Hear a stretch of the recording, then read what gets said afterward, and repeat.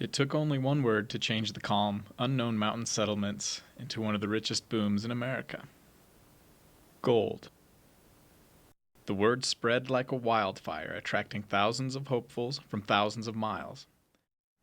Out of the mountains from central Colorado came $500 million worth of gold. That's more than the Californian and the Alaskan gold rush combined. Today, that gold would be worth billions. Serving the Cripple Creek mining district, the Phantom Canyon Road follows the old route of the Florence and Cripple Creek Railroad. For almost 2 decades, it carried gold dug from the mines around Victor and Cripple Creek down to Florence for processing. Trains bound for the mining district climbed 31 miles of uphill grades and 6 miles of downhill grades. The 40-mile route included 25 miles of curves. At the height of its day, the Florence and Cripple Creek was the busiest narrow-gauge railroad in the West. Well, it all started way back in 1889, when a local cowboy named Bob Womack found small samples of gold in Poverty Gulch near the town of Cripple Creek. The word of gold spread fast throughout the area, and that was the end of quiet cattle country southwest of Pikes Peak. Eager prospectors flocked to the area, and settlements began springing up around the mines. The gold was there, but it was tied up in rock, and reduction mills were needed to separate the gold from the rock. Knowledgeable railroad historian and longtime resident Reverend Morris Cafky explains more. Mills could not be located at the mines to any great extent because of their need for water and for coal hauled upgrade. It was more sensible to build the mills near sources of water at Florence, for example, and haul the ore downgrade by railway. At the time, wagons were the only means to haul the ore out of Cripple Creek. However, doing so was slow and expensive. It was just simply too hard to turn a profit. Some other means of transportation was desperately needed. Enter 2 local businessmen who figured if they could find an economical way to transport that rock, they would become rich men. They were from Florence, a town that had the means to accommodate the demands from the mines up north. Florence had plenty of fuel in the form of coal and oil, and since it was located on the Arkansas River, a plentiful source of water was no problem. In short, Florence was the perfect place for ore reduction. It was a man named James A. McCandless who saw potential in the situation. He was also the founder of the town of Florence. Around 1892, McCandless got together with a man named David Moffett, another prominent businessman and tycoon of the day with investments all over the state. McCandless had the vision, and Moffett had the pocketbook. Together they built a narrow-gauge railroad, naming it the Florence and Cripple Creek, after the 2 towns it ran in between. A profitable and efficient solution to the ore transportation problem had been found.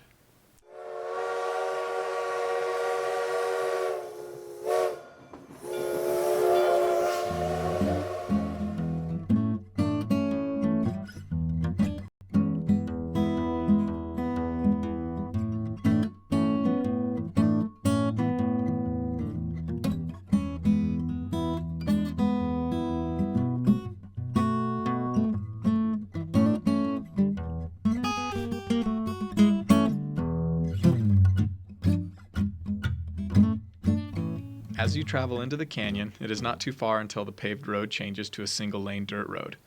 That is where the original Kramer station used to be. But its water tank, pump house, telegraph office, and bunkhouse have long since gone. Most sites along the way are in the same condition. Reverend Cafky. Some of them burned down and others were just torn down for the lumber. There were still a couple of the station buildings in the canyon and houses at Wilbur when I was a very small boy, but they disappeared by the time I was in high school. Early narrow-gauge steam railroads needed 2 or 3 helper engines to pull themselves up the steep grades of Phantom Canyon. The extra engines hooked up at the Kramer station, hauling the train up to another station near Victor, where the grade leveled out. In July of 1895, just a year after the rail bed was finished, an event occurred in this section of the canyon. Keep in mind the rails were originally laid next to the creek bed to the right. They were returning light from one of these helper turns when they ran into a heavy cloudburst, and they could tell it was storming farther up the canyon. They looked behind them at one point and saw this wall of water coming, so they opened the throttle and went down the canyon as fast as they could.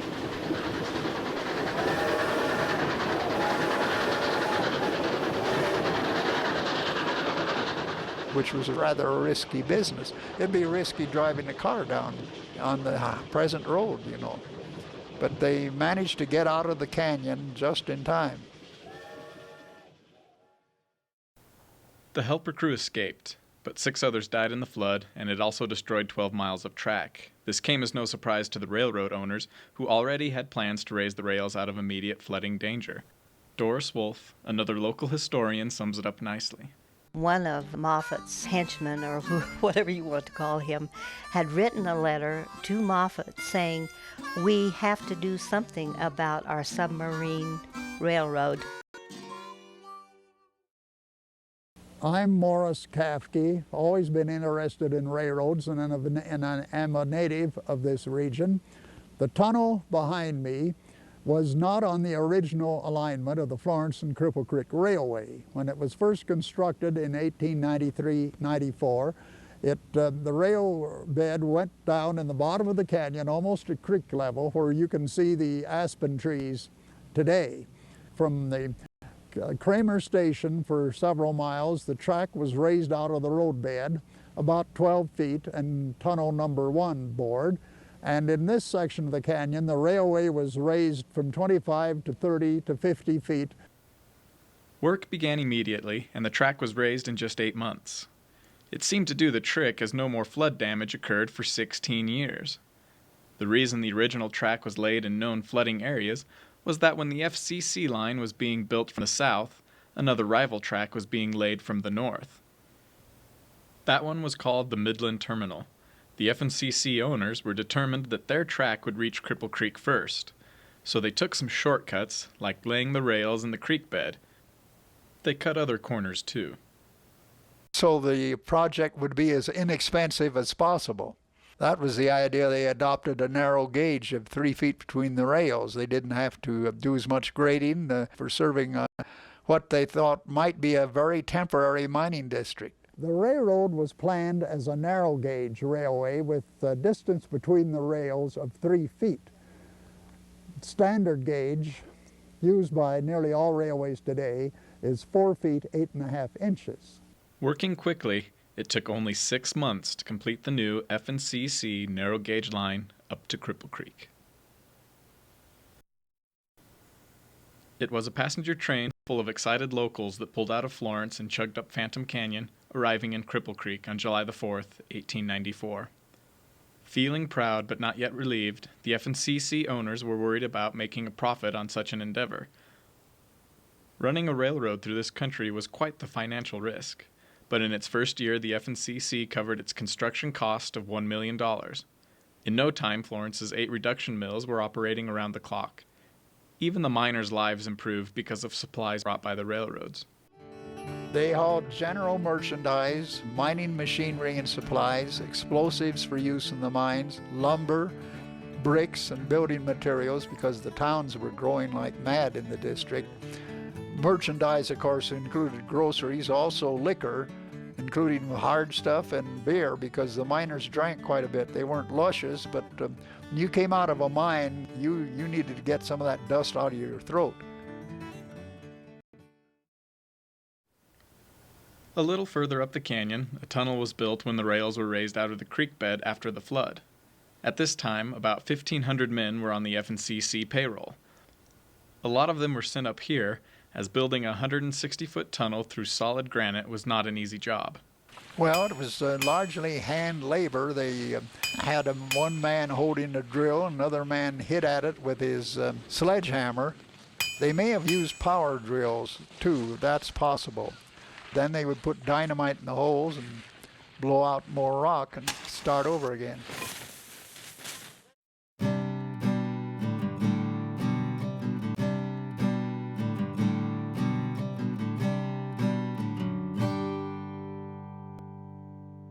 What were some of the things you did when you weren't working up there? Did you get into town very often? It was 9 miles to Victor, and of course in the winter time you didn't go to town and couldn't get to town. We don't realize how hard it was in those days.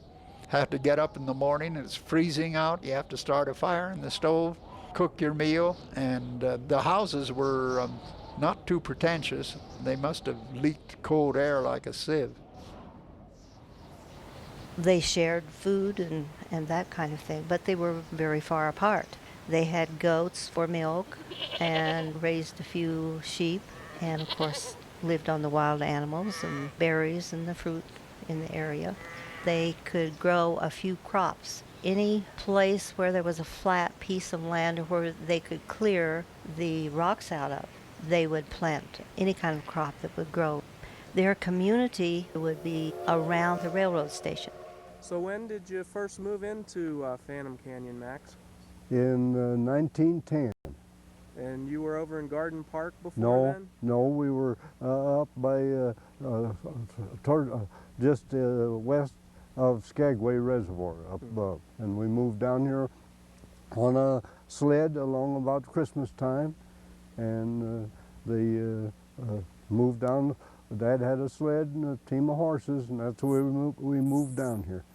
Otherwise, you'd have had to went around through Victor, and that was a long ways. Too long for you. Where was it? Your whole family? How old were you then? Oh, I was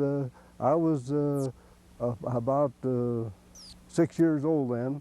I was born in 1903. We moved down here in 1910. I think there was probably 4 of us. My 2 brothers and 2 sisters. And your dad ran cattle down here? Yes, he ran the cattle. That was his living. And of course we had to work, raise feed for them and everything up on the ranch up there. Everyone loved the railroad. It brought coal, mail, and other supplies. Even taking a trip to visit friends or family on the Gold Belt line was a big deal. Some of them were quite luxurious. You know, they had gas lights on them, they're so-called electric lights, and heat, and they had some Pullman cars. You were sitting in a red plush seat in a day coach, the engine working up ahead, and no air conditioning. You had the windows open if it were summer. Once in a while you get a cinder in your eye, especially if you went through a tunnel. But I think it was a lot more fun than riding a jet aircraft. Next up the canyon is the McCourt Station. It had a telegraph office, established about a year after the first run. It was a necessity for the line, as about 7 or 8 freights went through the canyon daily at the height of the gold frenzy, along with about 3 passenger trains. There had to be telegraph offices at 3 different points simply to pass up train orders in order to keep the various passenger and freight trains off of each other's coattails. In a few places along the way, you may still see some of the old wagon road that was built a year before the train. When the Cripple Creek mining discovery was made in 1891, many towns wanted to get in on the gravy as transportation centers. So the city of Florence built a crude wagon road up the canyon of 8 Mile Creek to serve the Cripple Creek mines with wagon traffic. It was built in just 45 days and named the Free Road because it was made after the Shelf Road west of Phantom Canyon, which itself cost a toll to travel. Either way you went by wagon, though, it was a slow, rough, and dusty 6 hours. Even further up the Phantom Canyon Road, a second tunnel was built to accommodate the raising of the rails. This second tunnel shows its construction scars a bit more easily. In several places you can still see portions of the hand-drilled holes the laborers made to drop in the dynamite. Blasting a bit of rock out, time and time again, must have been a slow and tedious job, but the tunnels were needed if the train was to stay clear of flood damage. We run cattle in this country, and we were driving cattle here one day, down here, and about 8 or 10, and we were horseback, and we knew it was about time for an engine to come by, but we thought we could make it, and we started the cattle through the tunnel, and here come the engine, and my dad says, "Get to the creek," and we got to the creek, and the engine come down and rang the bell and whistled and drove the cattle through the tunnel, and they all come out alive and without any casualties.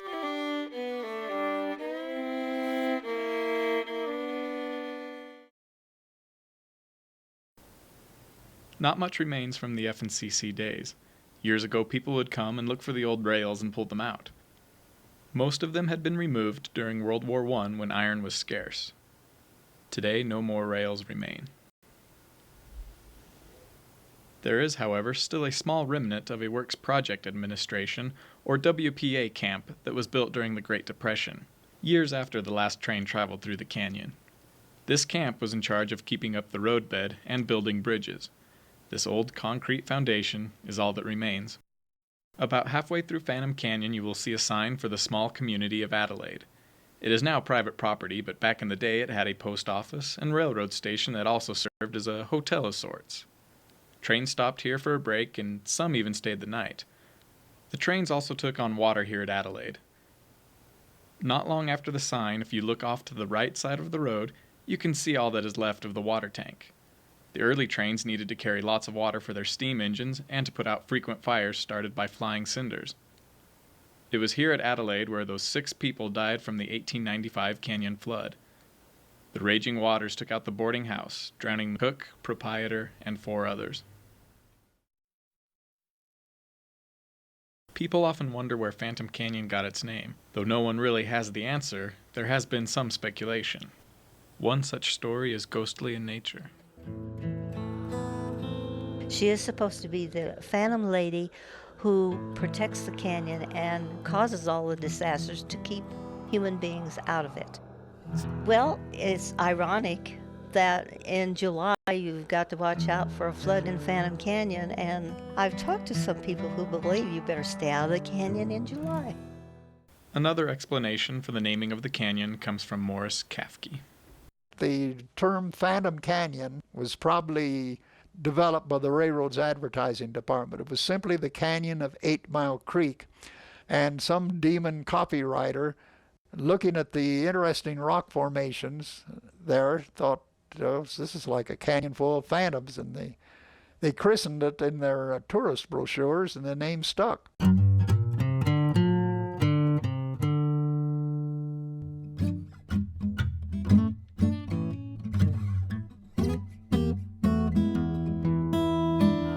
Of the many FNCC bridges that once stood in the canyon, it is only the Adelaide Bridge that still stands today. When the railroad was dismantled, they decided that the state could jolly well put a detour in around the steel bridge. They were going to try to salvage the steel. So they took 4 locomotives coupled together to the bridge and tried to pull the bridge over, and all the engines did was spin their driving wheels helplessly. They couldn't get the bridge down, and they didn't want to spend the money cutting it down with torches, so they just left it in place.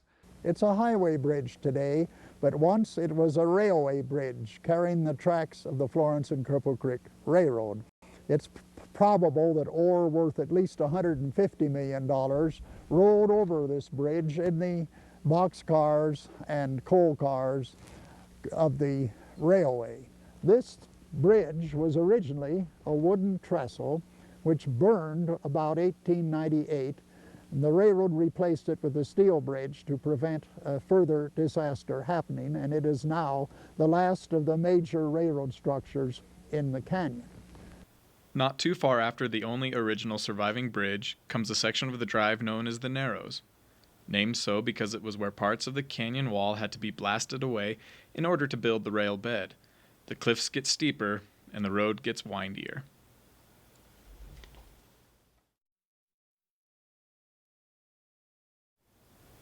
Dunville was the location of one of the mining district's last labor disputes. It began when mine owners tried to squeeze more work out of its miners without paying them any more money. Doris Wolfe tells us more. And they were making $3 a day, and they wanted to extend the hours to 10 to 12 hours. So consequently, this was enough for some labor union people to get in and organize the miners. Dunville became the headquarters. Many of them had been driven out of Victor during the strike because they were union people, and they were afraid for their lives. After the strikers gathered here, a rumor spread that they were planning to storm the Victor Armory, as 150 fellow strikers had been placed under guard there. Hearing this rumor, the lieutenant governor sent in the militia after declaring the county to be in a state of insurrection and rebellion. They arrived on an F&CC boxcar and started firing their machine guns. The Dunville group quickly dispersed, amazingly with only one casualty. Men with guns on the F&CC were seen at other times as well. A favorite sport in the Cripple Creek district was high grading. That's miners' jargon for stealing rich ore. Some of the ore was so rich you could steal a hatful of it and be like stealing a hatful of $10 gold pieces. To avoid such looting, they put much of the more valuable ore in sealed boxcars. Sometimes they had armed guards on the train, so the people wouldn't help themselves when the train stopped somewhere in the canyon for one reason or another.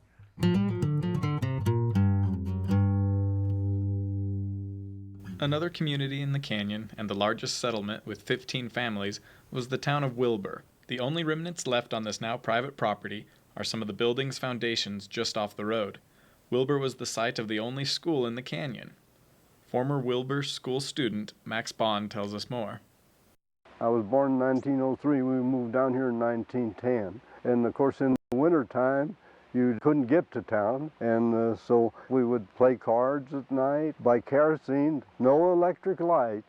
I started to go in school here, I believe, in 1911, and went through the 8th grade here and got education I got right here, except for the ones that through the hard knocks and everything.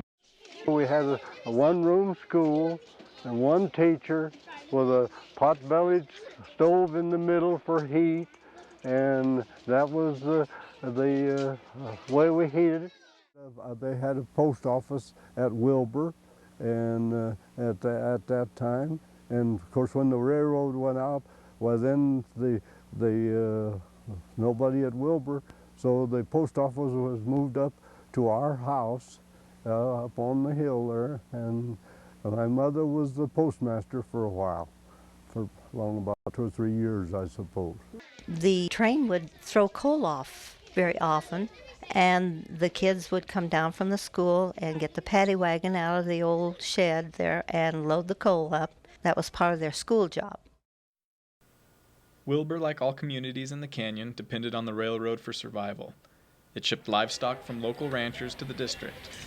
The small Wilbur lumberyard used the railroad to ship its product up to Cripple Creek and Victor, and local residents anxiously awaited the goods the train brought each week.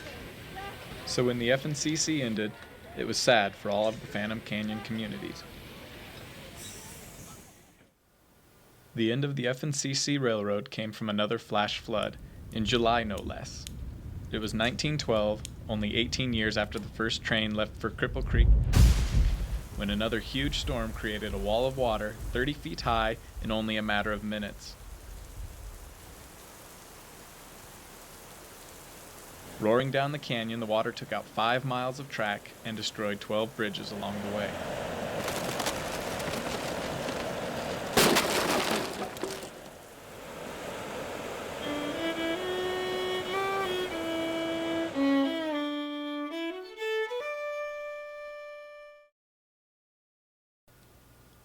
When it was all over, the owners inspected the wreckage. They said there was too much damage and couldn't afford to rebuild the track. But more than just the flood was involved. Gold production was declining, and two other railroads were outcompeting the FNCC for the district's business. Gradually, the traffic diminished on the Florence and Cripple Creek, and the mills in Florence were closed, and the railroad was living on borrowed time, and they only had about one train a day, and they finally determined they didn't need the narrow gauge anymore. They simply abandoned it. But even though the railroad was gone, residents did not want to let go of Phantom Canyon. In a short time, a bunch of volunteers got busy building a new road along the old railroad route, and it has been a scenic drive ever since it first opened back in 1918. Just outside of Victor, at the first stop sign, there is another rest stop and parking area. Straight ahead you can see Battle Mountain. $125 million worth of gold came out of that mountain. The town of Victor is just to your left, but if you look right, you can see one of the highest mountains in Colorado, Pikes Peak. At over 14,000 feet, it is classified as a 14er in Colorado, which has over 50 of them.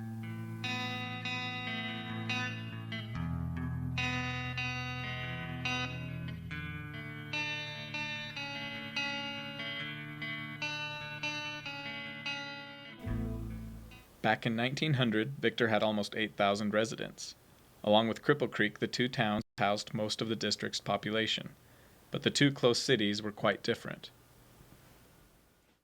Cripple Creek had most of the mine managers and professional men, whereas Victor was more exclusively a working man's town. As you travel into Victor, you can see a tall structure off to your left called a headframe. It was moved here from the Crescent Mine where it lifted tons and tons of ore. If you follow the dirt road just in front of the headframe and then turn right onto Victor's Main Street, you can almost immediately see a small building on the right side of the road. That's an old FNCC railroad depot from a station on this end of the canyon called Alta Vista. Victor is a great town to explore, full of many historical sites and buildings, including the Lowell Thomas Museum just across the street. During the beginning of the gold boom, thousands of prospectors flocked to Victor every day. Men could pay as much as $1 a night to sleep on some saloon floor or pool table. There were only a few bathtubs in town, and water sold for 5 cents a bucket. The town needed to expand quickly, so new buildings were rapidly constructed out of wood, which was not too safe in the times of kerosene lights and stoves. And in 1899, the inevitable happened when someone accidentally started a fire.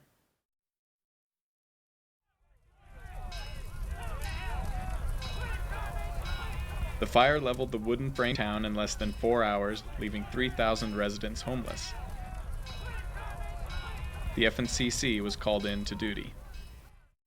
The FNCC was a life-saving railroad for both of the fires because it transported people out, down into the Arkansas Valley while homes were being rebuilt and while they got their so-called act together and could go back home.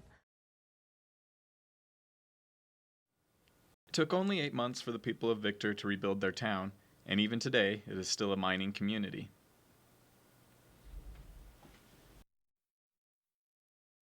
At the peak of the FNCC, over 500 mines were operating in the district. During the mining frenzy, over 50 passenger trains could run through this area a day.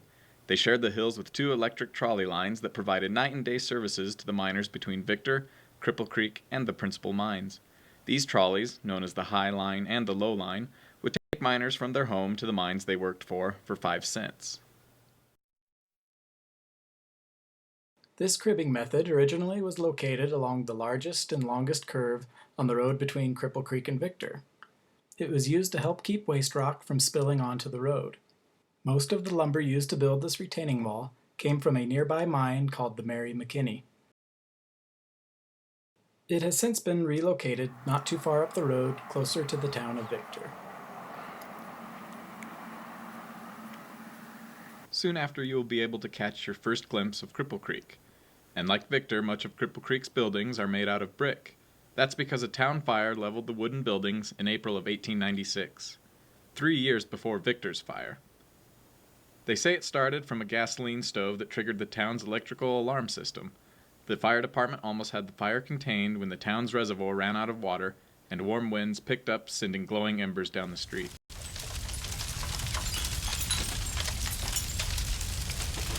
Jumping from one wooden building to another, soon the flames were consuming everything and most of the town burned to the ground.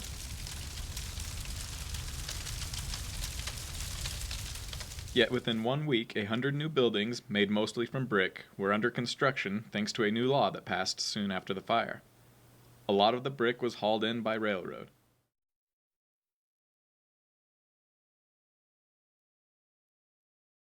What's some other stuff that you didn't get down into this part of the canyon very often, No, did you? no. This we until the highway was put in here in about 1918.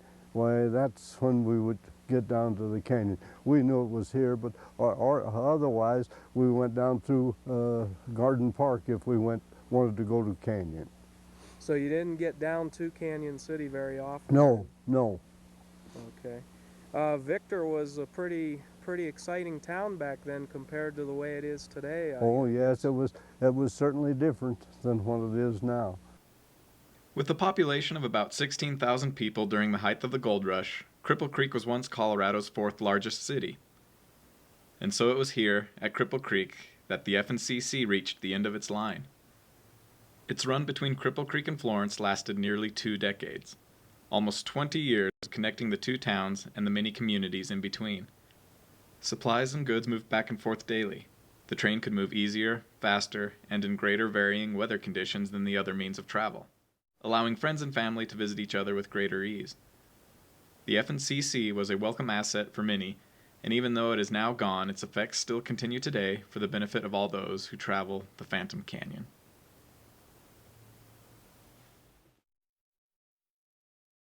The Florence and Cripple Creek Railway, once a very rich railroad, has become an auto highway that is being increasingly used by tourists. The railroad is gone, and yet its memories remain, even a little of its rolling stock. At least 3 of the road's locomotives still exist, one of them in the Colorado Railroad Museum at Golden, Colorado. But otherwise, just the highway and memories remain of a once very lucrative enterprise that played its part in the Colorado economy and played it very well. Sic transit Gloria Mundi.